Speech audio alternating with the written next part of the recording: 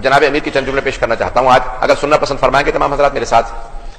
عزیزان گرامی، جب جناب حضرت علی علیہ السلام سے پوچھا کہ یا علی فرمائیے جناب سیدہ کو کیسا پایا، تو آپ نے فرمایا، میں نے اس دن عرض کیا تھا یہاں یا دوسری جگہ پہ، کہ آپ نے فرمایا جنت سے ایک پھول نازل ہوا تھا اور وہ پھول جنت میں واپس چلا گیا۔ جناب سیدہ سے متعلق آپ نے فرمایا جنت سے ایک پھول نازل ہوا جو جنت میں واپس چلا گیا، لیکن آج تک اس پھول کی خوشبو باقی ہے، آج تک جناب سیدہ کی خوشبو میرے پاس باقی ہے۔ تو جناب امیر علیہ السلام نے جناب سیدہ کو ایک پھول کی مانند پیش کیا، اور جناب سرور کائنات نے بھی کہا ہے کہ ہاں جب بھی میں جنت کا مشتاق ہوتا تھا سیدہ کو سونگ لیتا تھا۔ آئیے ذرا پیش کرنا چاہتا ہوں کہ کون ہے وہ ہستی کہ جن کے لیے سب نے یہ فرمایا ہے کہ جنت کی مخلوق تھی، حورا انسیہ۔ بی بی کے القاب میں دو لقب ہے، حورا، حورا جو جنت سے آئی ہیں، انسیہ جو انسانی شکل میں ہیں لیکن ایک نور کی مخلوق ہیں جو دنیا میں تشریف لائی ہیں۔ حضرت علی علیہ السلام فرماتے ہیں کہ میں محراب عبادت میں جب جناب فاطمہ کو دیکھتا تھا تو ہر دفعہ ایک نئی حالت میں دیکھتا تھا۔ آئیں ذرا پیش کرنا چاہتا ہوں صلاۃ محمد وعلی محمد پہ۔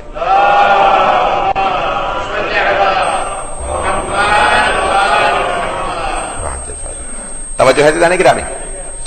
آئیے ذرا، جب سرور کائنات نے جناب امیر المؤمنین کی شادی کی جناب سیدہ سے، چند جملے پیش کرنا چاہتا ہوں شادی کے عنوان سے کہ بی بی کی جب شادی ہوئی ہے پہلی ذی الحج کو، اول ذی الحج کو شادی ہوئی، تو بی بی کے رشتے آنا شروع ہوئے۔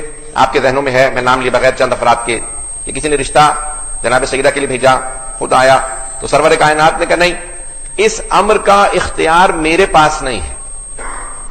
بات واضح ہو رہی ہے؟ اس امر کا اختیار میرے پاس نہیں ہے۔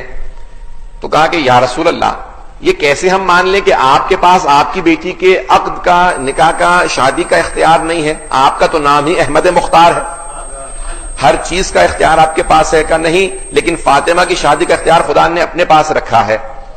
اتنے دنوں، چند دنوں بعد کوئی اور صاحب نے رشتہ پیش کیا، پیغمبر اسلام نے کہا اس امر کا مختار میں نہیں ہوں، اختیار میرے پاس نہیں، چوائس میرے پاس نہیں، اللہ کے پاس ہے۔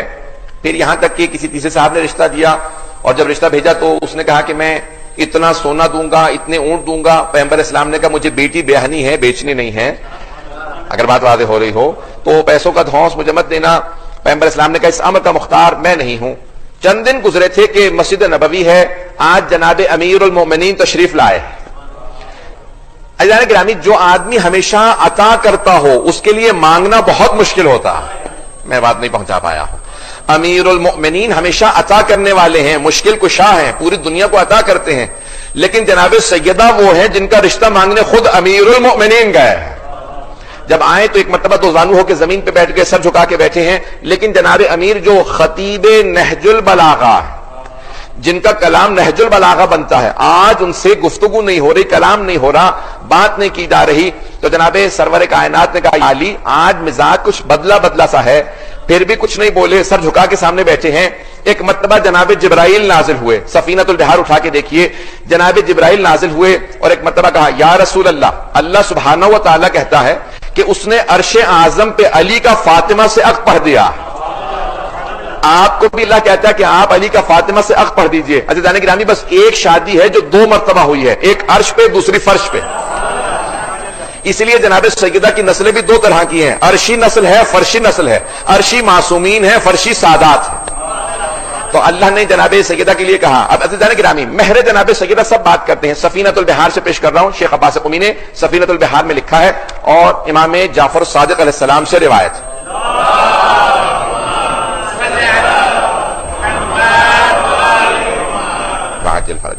کہا کہ مولا آپ کی دادی کا مہر کیا تھا؟ اب پوری دنیا میں مشہور ہے کہ 500 درہم، 500 چاندی کے سکے، دینار نہیں، سونے کے سکے نہیں، 500 درہم۔ اور جب جناب سرور کائنات نے پوچھا کہ یا علی آپ مہر میں کیا دیں گے، جب رشتے کی بات کی تو کہا یا رسول خدا جو آپ مہر تعین کیجئے۔ کہا آپ کے پاس کیا ہے؟ کہا ایک تلوار ہے، ایک گھوڑا ہے اور ایک زرہ، تین چیزیں آپ نے پیش کی ہیں۔ تو آپ نے جناب سرور کائنات میں اپنے انداز سے پیش کر رہا ہوں، الفاظ سرور کائنات کا مفہوم ہے، الفاظ میرے ہیں۔ کہا یا علی گھوڑے کی آپ کو ضرورت ہے کیونکہ سارا سفر آپ کرتے ہیں، اور آپ کی تلوار کی اسلام کو ضرورت ہے، لیکن آپ کی زرہ کی نہ آپ کو ضرورت ہے نہ اسلام کو ضرورت ہے۔ زرہ کی اس کو ضرورت ہو کہ جو کسی کے مقابلے میں آئے اس کے مقابلے کا کوئی آدمی ہو، مولا کے مقابلے کا کوئی آدمی تھا نہیں تو آپ کو زرہ کی ضرورت تھی نہیں۔ تو آپ نے فرمایا سرور کائنات نے یا علی اپنی زرہ بیچ دیجئے، جو ملے گا وہی میری بیٹی کا مہر ہوگا۔ تو تو ایک صحابی کھڑے ہوئے کہا یہ علی کی زرہ ہے، کون خریدے گا؟ تو ایک دوسرے صحابی نے کہا 500 درہم دوں گا کیونکہ علی کی زرہ. تو 500 چاندی کے سکے دیے. تو جناب سرور کائنات نے کہا یہی میری بیٹی کا مہر ہے. تو یہ ہے مہر جو واجب ہے. آپ نے اسی مہر کے پیسوں سے جہیز بھی بنایا جو مستحب ہے، جو سنت ہے. ایک قالیچہ لیا، ایک چکی خریدی، کچھ برتن لیے، کچھ کپڑے لیے اسی پیسوں سے. اب چھٹے امام فرماتے ہیں یہ تو میری دادی کا فرشی مہر ہے. فرش یعنی جو زمین پہ شادی ہوئی، رسول خدا نے حق پڑھا کہ یہ فرشی مہر ہے. کہا مولا عرشی مہر کیا ہے؟ عرش پہ جو شادی ہوئی تھی اس کا مہر کیا تھا؟ کہا اللہ نے کہا یا علی زہرا کے حق میں کیا دو گے؟ سفینۃ البحار میں شیخ عباس قمی نے لکھا ہے، جا کے دیکھ لیجیے گا، مہر جناب سیدہ سے متعلق. کہا یا علی مہر میں؟ کہا پروردگارہ جو تو فیصلہ کرے گا. کہا کہ یا علی مہر فاطمہ میں زمین کا 1/3 حصہ اور جنت کا 1/4 حصہ آپ کو مہر فاطمہ میں دینا ہوگا. علی قسیم الجنت ورنہ حبیب خدا کی حدیث ہے، علی جنت و دوزخ کے تقسیم کرنے والے ہیں. تو اب امام صادق فرماتے ہیں مہر جناب سیدہ میں جنت کا ایک حصہ بھی گیا ہے، زمین کا حصہ بھی گیا. جناب سرور کائنات نے کہا، جناب امام صادق فرماتے ہیں اللہ نے جنت کا حصہ اس لیے رکھا کہ جس کی چاہیں جناب فاطمہ شفاعت کریں. مجھے توجہ چاہیے سمجھ میں کی. عزیزان گرامی، کہا زمین کا 1/3 حصہ کیوں رکھا؟ کہا کہ اگر زمین پہ دیکھو تو 2/3 پانی ہے. 1/3 یعنی 1/3، 1/3. 2/3 پانی ہے، 1/3 خشکی ہے. یہ ڈرائی لینڈ 1/3 ہے، 2/3 پانی ہے.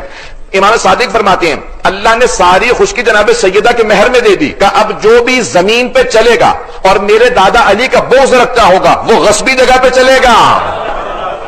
اور غصبی جگہ پہ نہ نماز قبول ہوتی ہے نہ عبادت قبول ہوتی ہے.